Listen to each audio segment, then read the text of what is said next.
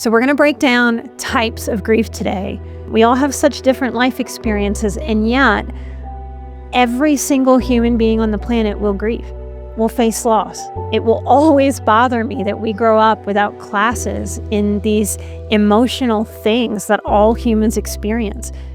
Grief really asks us for presence. It asks us to meet ourselves more honestly. It asks for self-compassion, courage, patience. We will go through grief not only for what has been lost, but for the meaning of that loss to us.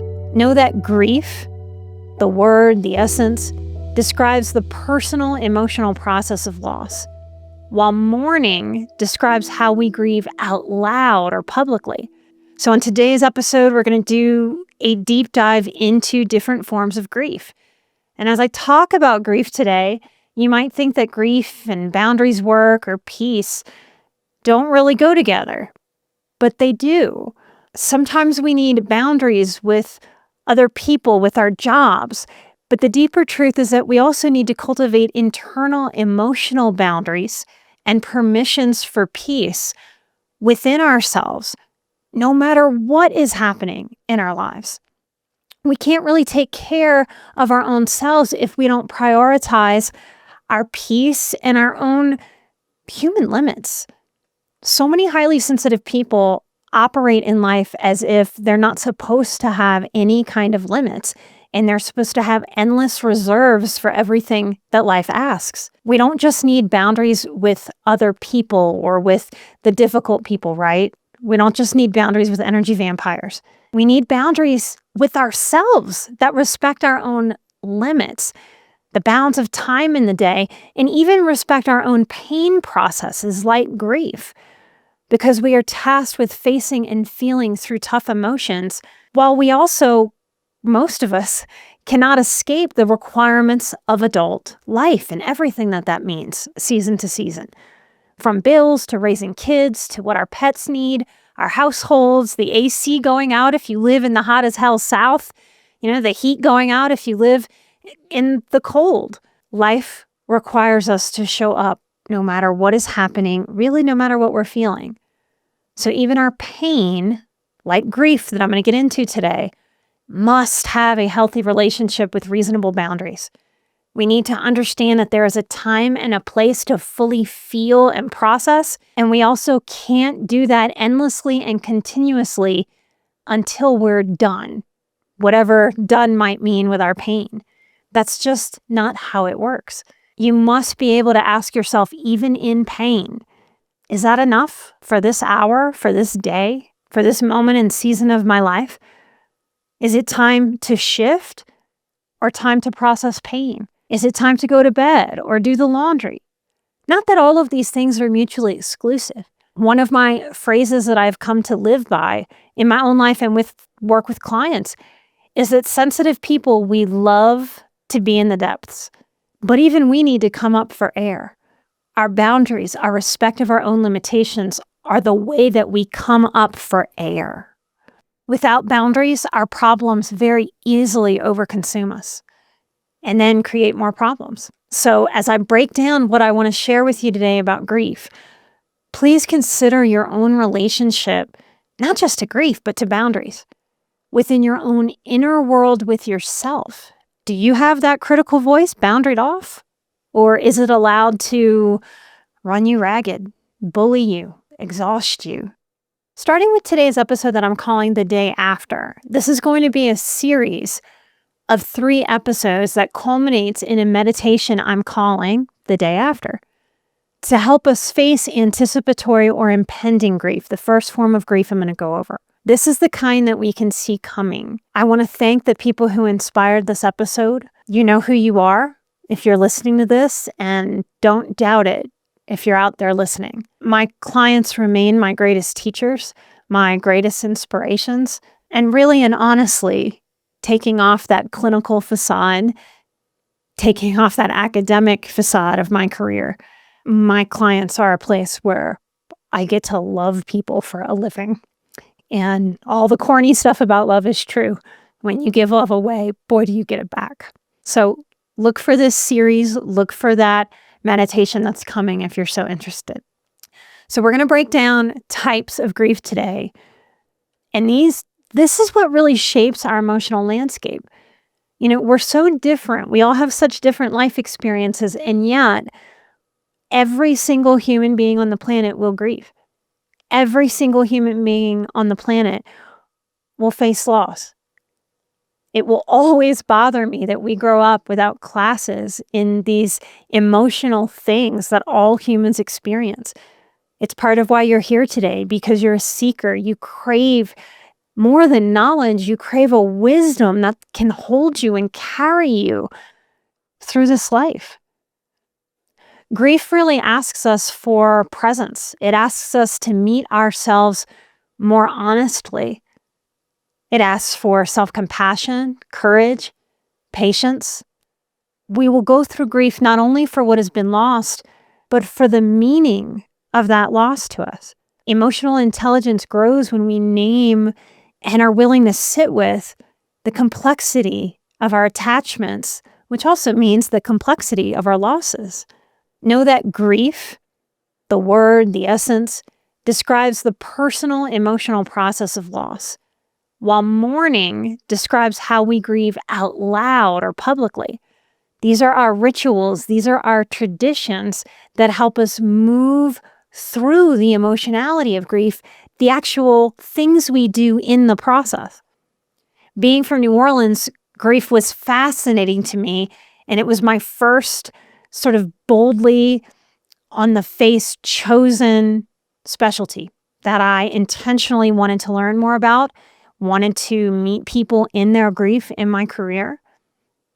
It's fascinating to me because my culture, coming from Southern Louisiana, really celebrates. We drink and we eat. I mean, if there is an award for the best celebrators in America, it's got to be Louisiana people. And we bring this celebratory style, this way of being, this breaking bread with each other. We don't just bring it to the happy parties, the graduations, the birthdays, the Mother's Days, the Father's Days. We take this into the mourning of death. We take it into our grief work. We tell stories. We laugh till crying. We reminisce. Some in my culture, second line. If you've ever seen anybody in a movie or in a play or on TV that's dancing around with beads and an umbrella, that's a second line. That line of dancers just moving and grooving, that's the second line. Some have jazz funerals that march through the streets. I have vivid memories, being a child to a young adult, of driving somewhere in my car and getting stuck. Sometimes it was a little intense. Sometimes people would push on the car and move the car if the crowd was big. Depending on who died, there might have been massive people in the streets. It's such a vibe. It's so hard to put into words, but you can feel that energy. It's electric. It's one of my favorite takeaways from growing up Louisiana, and I love helping people. It moves me. You might hear like my voice choking up. Grief can be so much more than just a sucky heaviness, y'all. It really can be a celebration. There's such a light that can shine from deep within us.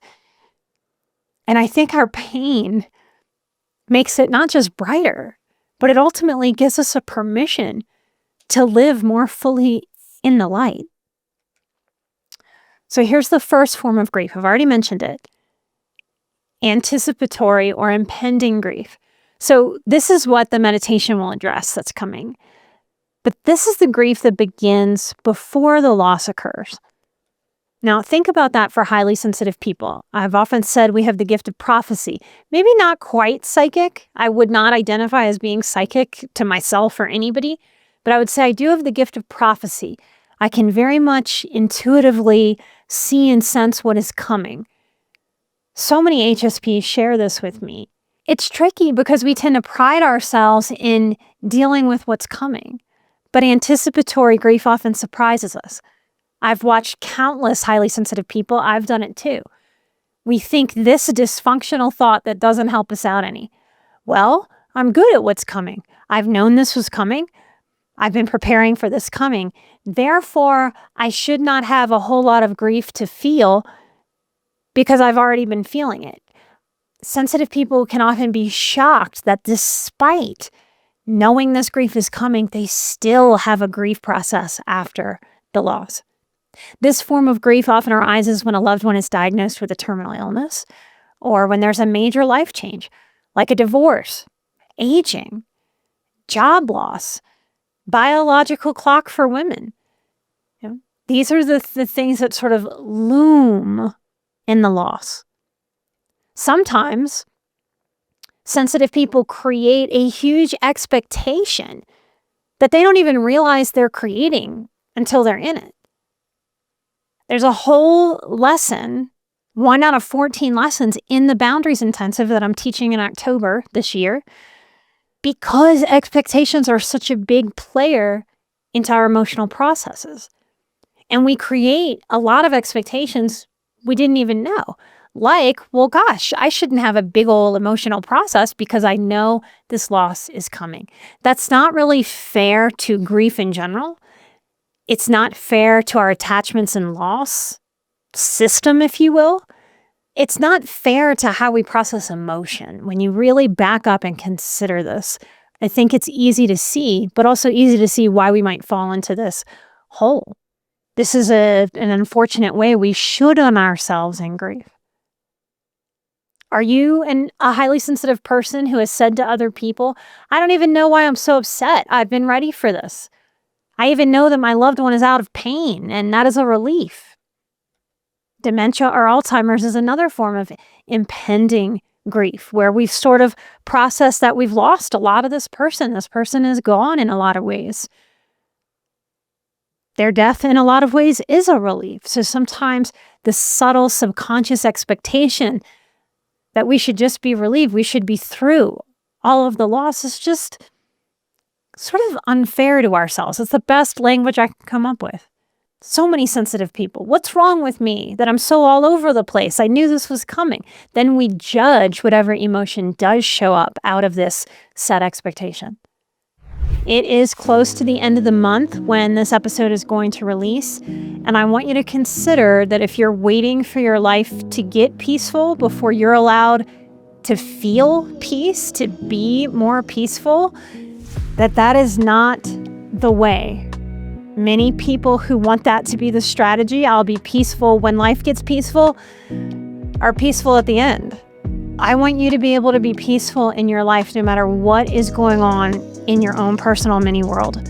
There are strategies that can teach you how to do this if you didn't grow up learning that you're allowed to be peaceful even in the face of stress.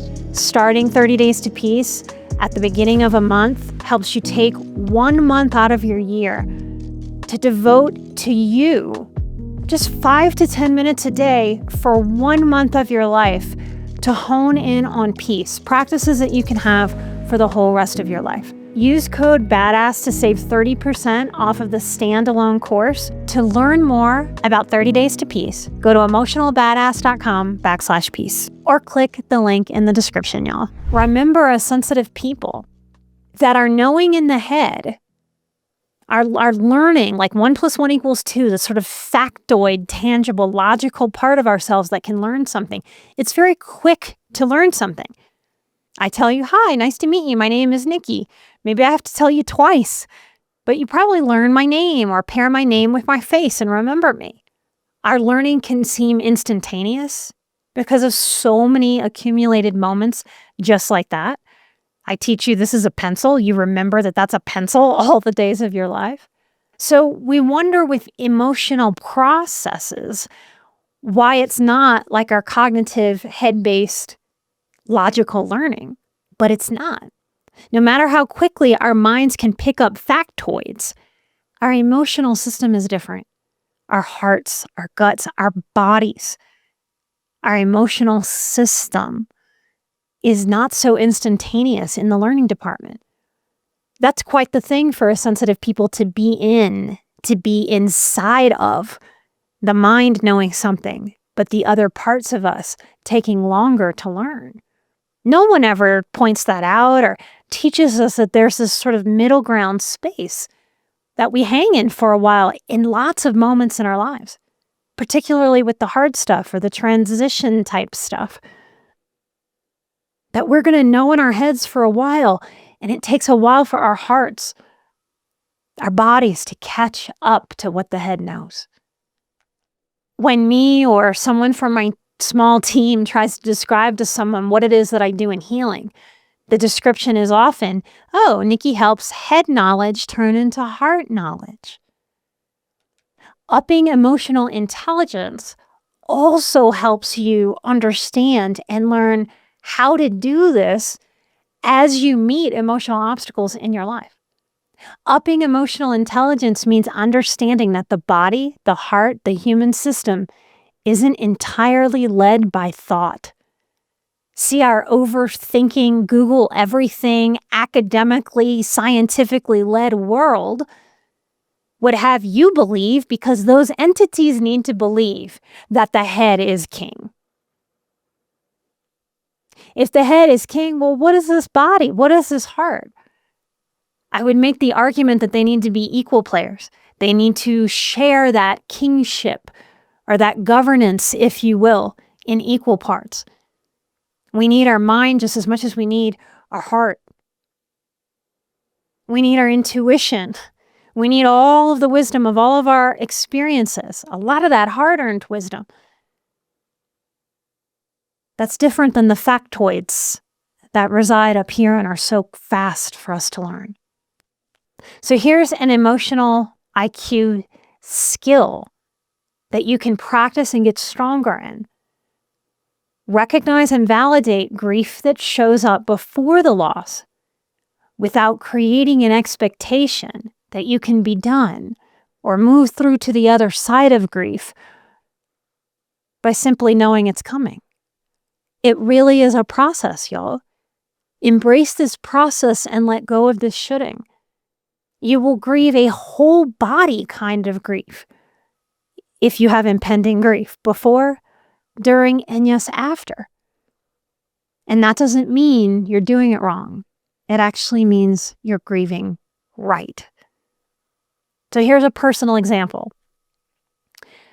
My grandmother, the Grammy I speak of the most here, who had such a massive impact on my life, even though I lost her when I was 15.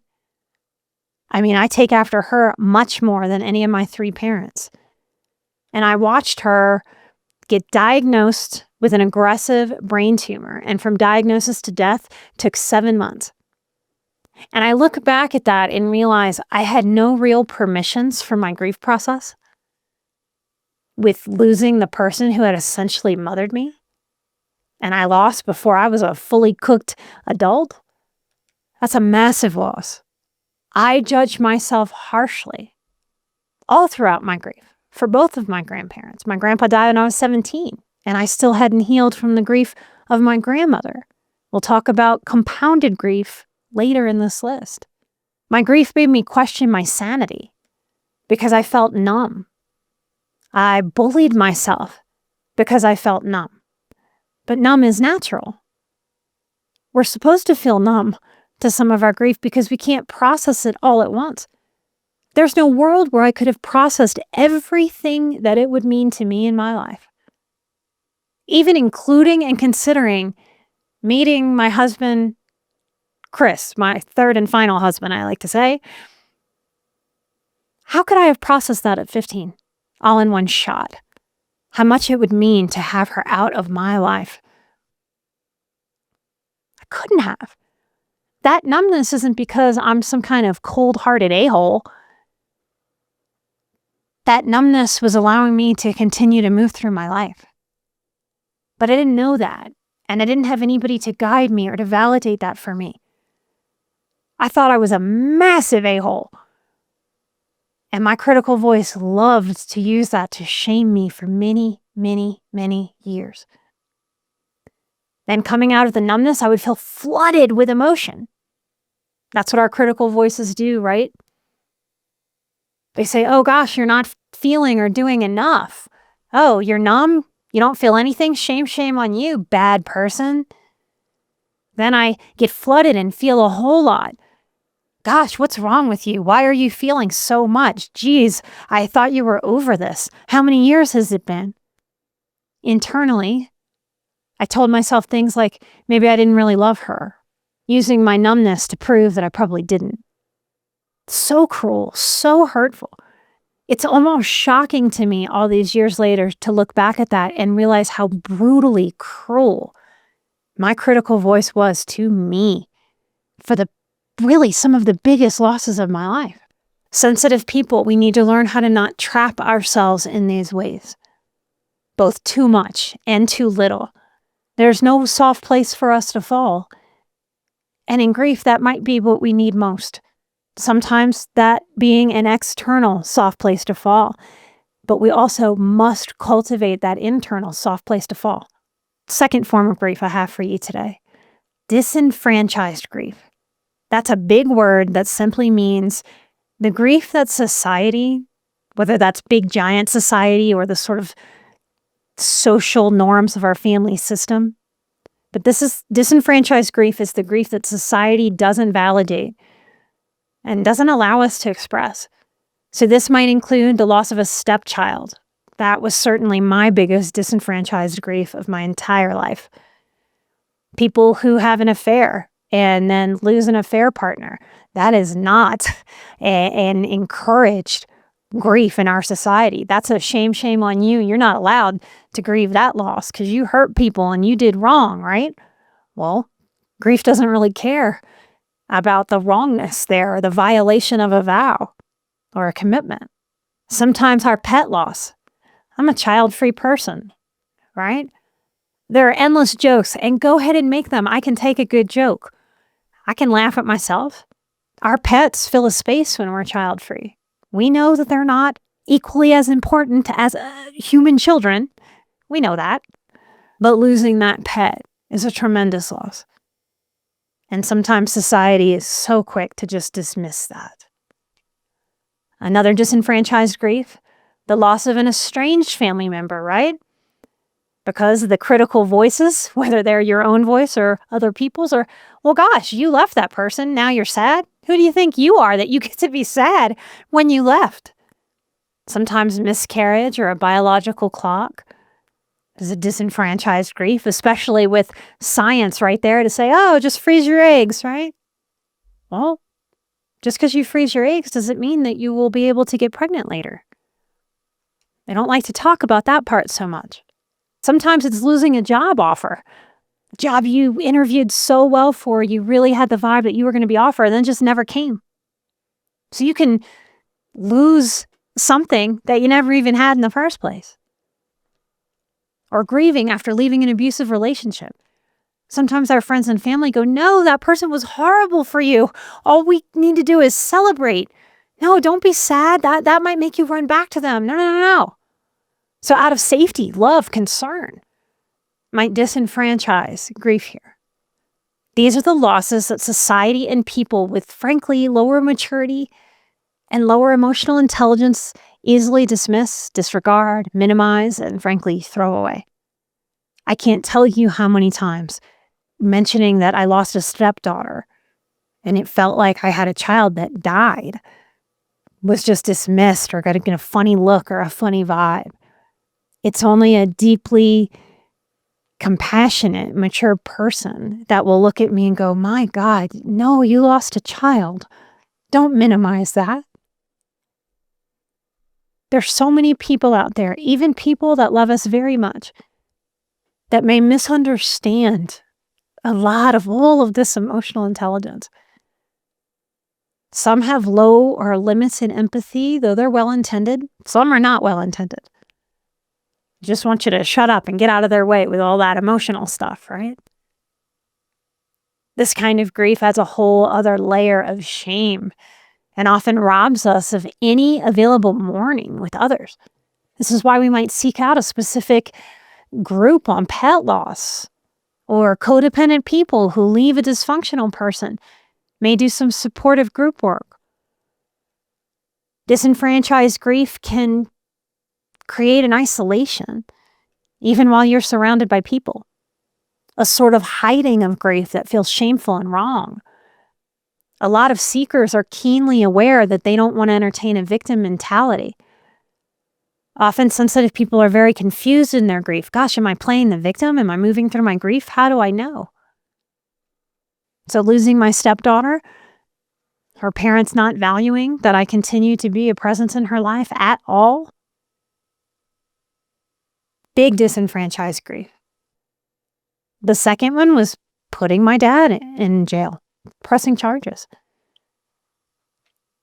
A lot of confusion for a lot of survivors when your family is the abuser.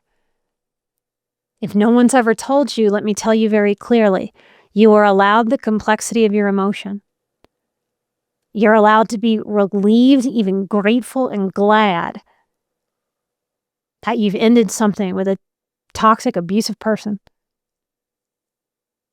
And also, you're going to miss their good parts. My abuser was the most interested parent I had. He smiled at me. He lit up for me. Some of that was undoubtedly grooming. I don't believe that all of it was. That's the complexity of him. That's the complexity of abusers.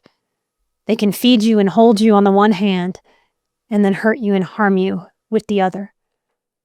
That leaves a deeply feeling person with a lot of complexity. Our grief isn't lessened because we have to make choices that save our own lives sometimes. It is actually increased in my life. If you have felt utterly misunderstood and alone in your grief, I want you to know that you are not, even though you might look around and hear crickets. There are other people out there who also feel alone in their grief. And it is available and allowed for you to take a deep breath right now and connect with them. Everyone who's feeling that, I invite you in this moment to take a deep breath. I have my hand on my heart to close our eyes and to send out to everybody else that is hurting. I see you. Your grief counts. You're allowed to have it and feel it and move through it. Don't bury it. Don't hide it. Don't pretend. Respect yourself and your grief. You are not alone. Here's your emotional IQ skill to practice. Cultivate self-permission to acknowledge and validate any grief that society or your supposed support system may disenfranchise. Work to be enough for yourself here. Do not disenfranchise your own grief like younger me did to me. Learn from that pain that I didn't know any better than to have to feel. Please use my pain to lessen yours in the ways that you can. It's a hard-earned wisdom for me. You get to make your wisdom easier to learn if you so choose. Grief doesn't need external validation to be honored. We want it, but we don't need it. If this happens to you, remember the advice of the 4 agreements to never take anything personally. People disenfranchise your grief because of their own emotional limitations, not yours. Number 3, ambiguous grief without closure or clear resolution. You'll hear as we move through this list how these are not necessarily mutually exclusive categories. There can be some overlap. Examples of ambiguous grief include loving someone with dementia, addiction, or mental illness, a missing person or pet who is never found again. It's another example. In my life, a big ambiguous grief was my deadbeat biological father who left me when I was in elementary school, after I was bonded to him. I would have had a different kind of grief process, but still a grief process, if my nervous system, my body, my heart, maybe even my spirit, depending on what you believe, hadn't bonded to him first and then he left. And if you aren't in the United States, I know deadbeat is just an American term. It just means missing in action when talking about a parent. Do nothing is what deadbeat means. If my father would have died, as opposed to making the choice to abandon me, I would have had that grief, but it would have given me a closure.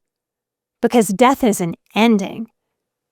No matter how much it hurts, No matter how wrong a death might be, untimely, or even a murder, a death is an ending. It puts a period on the end of that sentence, even if we hate the wording of that sentence. I mentally spun on ambiguous grief in what would be described today as almost OCD-like, spinning in my head as a kid. But he's not that far away. He lives in the same city, so he just doesn't want me.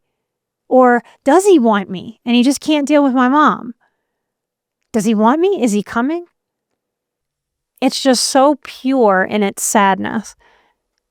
It's one of my most pure memories, I think, is little bitty me, I mean younger than 10, calling up the local radio station at the time, trying to send songs to him and dedicate.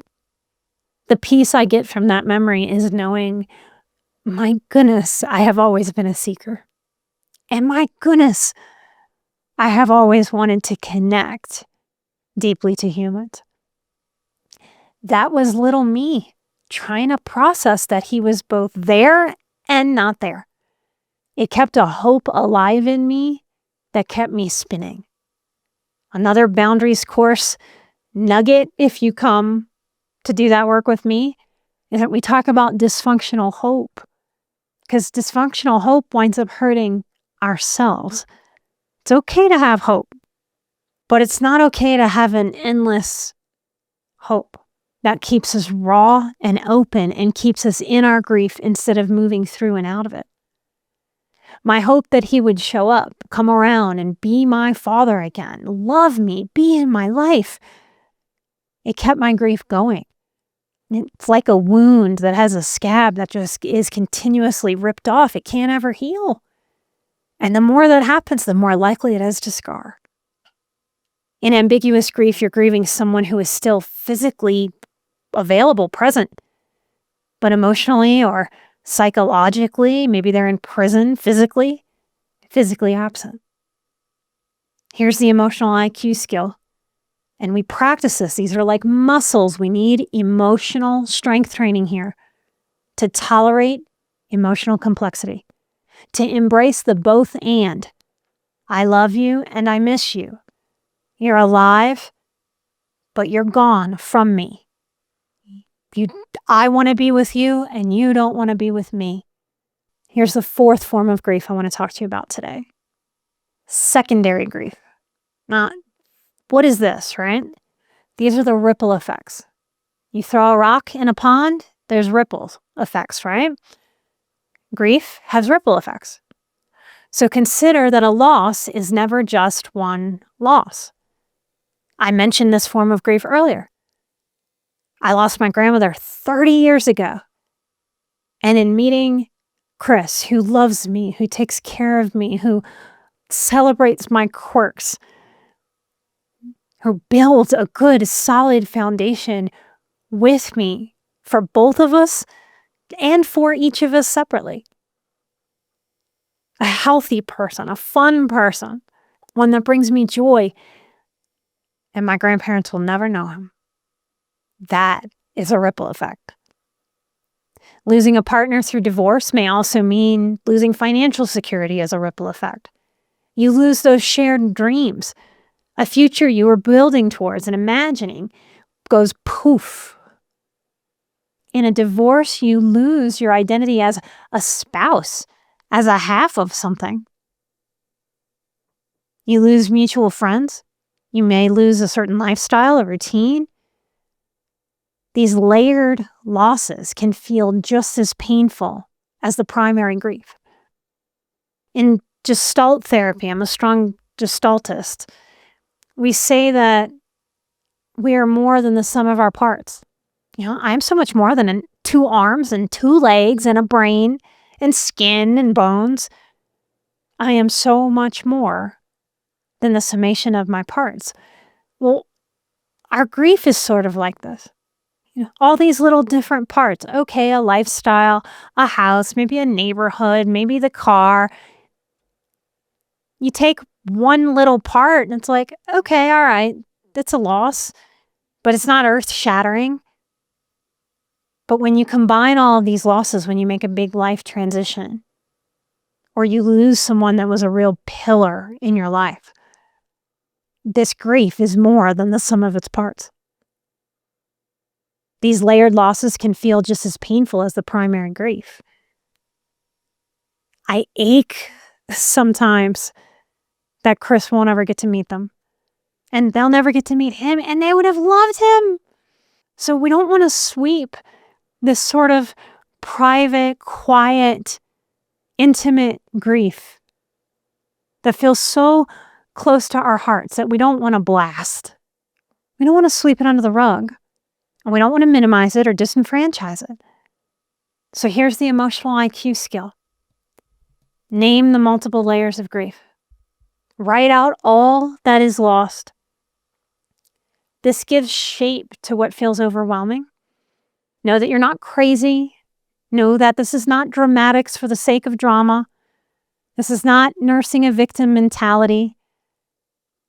This is not digging a hole of depression. It's just an honoring of not just the depth, but the wide expanse of the loss. This is also why I say grief comes in waves, sometimes for a lifetime. If I'm a 99-year-old lady who makes a friend that I just love, I think I'm still going to have the thought, gosh, I wish my grandparents could meet this person. This person would love my grandparents.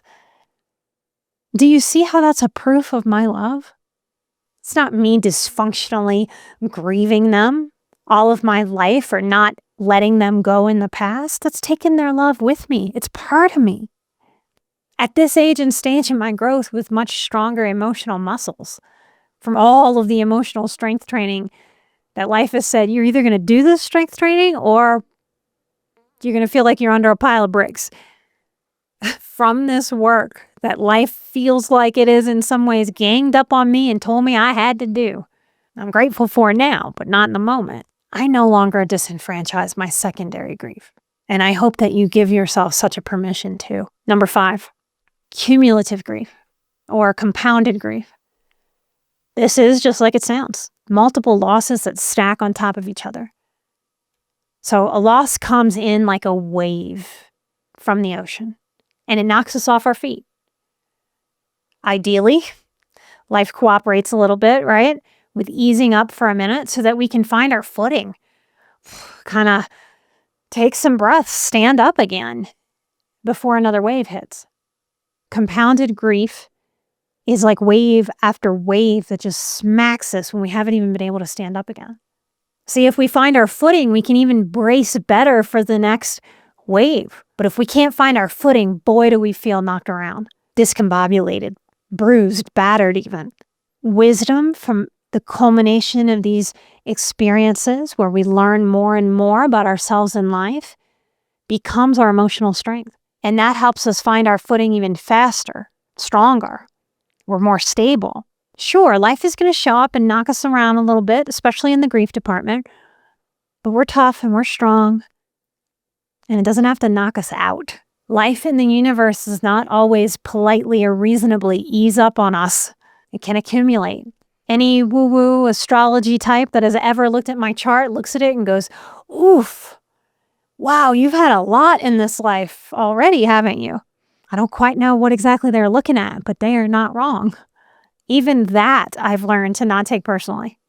I'm just somebody on this planet that the karma is, I'm going to burn a lot of karma. I'm going to go through a lot of experiences. I don't want to fight that. I want to sort of surrender to that, work with those waves so that I don't get so knocked over. So imagine if you're really standing in the sea and wave after wave after wave knocks you out. Do you see how easy it is to be dragged out to sea? We need to understand these grief processes and what is happening so that we can better take care of ourselves. So here's the emotional IQ skill. Allow time and space to the best of your ability for each grief to be felt. Don't rush the process or minimize or sweep it under the rug. Validate and know that it is a lot, and you will move through it bit by bit. No rush, no pressure, no force, no impatience. It's like, come on, hurry up. What's wrong with you? Get to the other side. Sometimes, when in the ocean, if you're caught by a riptide, The advice is to stop fighting, to go with the flow of it, to float until you come out of it. Maybe cumulative grief requires a similar strategy, because much like a riptide, fighting and flailing makes it worse, even dangerous. So allow it. We can learn to go with the flow, even with the things that we don't like or want. So I'm going to stop here, and I'm going to invite you to come to Patreon if you want to hear this list in its completion. This will be a part 2 that's going to be released only on our Patreon. If you've been listening for a while, if you've gotten value out of the show, Patreon is a great way to drop a couple of bucks, to just drop in, ask a question in the monthly live stream, to feel the vibes of the other people attracted to my work who are working on similar things that you struggle with in your life. It's a great way to support the show and the team that it takes to record, edit, produce, manage the social media attached with the show, to book guests, to reschedule guests, to book call-in shows. There's a great way to support this work. If you have gotten value from listening to the podcast, if you also like commercial-free episodes, and if you want to get a taste without dropping a whole lot of money like it typically costs to work with a coach, then come hang out at Patreon. It'll give you maybe all of what you need, or it'll give you a taste of what it is to work with me by participating in the next live stream. It'll help you decide if you want to spend some more time with me learning and growing. Sometimes the feedback I honestly get when people work with me is that it's like years and years of therapeutic value, sometimes in a single session. That is my goal and aim for all of my work. I won't lie to you that you can get there any faster than you can get there, but I will also guide you through the work with as much swiftness as I can possibly provide, because I know you are sick and tired of being sick and tired. So come to the Patreon for part 2. I look forward to seeing you there, and I look forward to having a question from you at our next live stream Q&A. Also, biggest discounts on everything else that we do always to our Patreon producers of the show. I hope that wherever you are and whatever you face grieving, that you grow your emotional muscles so that you can better hold you, guide you, and get yourself to the other side of the heaviness of the grief. Thank you so much for listening. Really, every listen counts in podcasting. We appreciate it so, so much.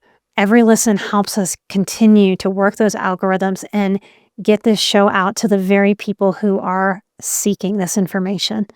Thank you for being a part of that in every which way that you have been. So like, comment, share the show. It really does count and matter. Light and love, y'all. I'm an emotional badass. You are an emotional badass. And together, we are where Moxie meets mindful. Take care, and I'll see you next time. Bye-bye.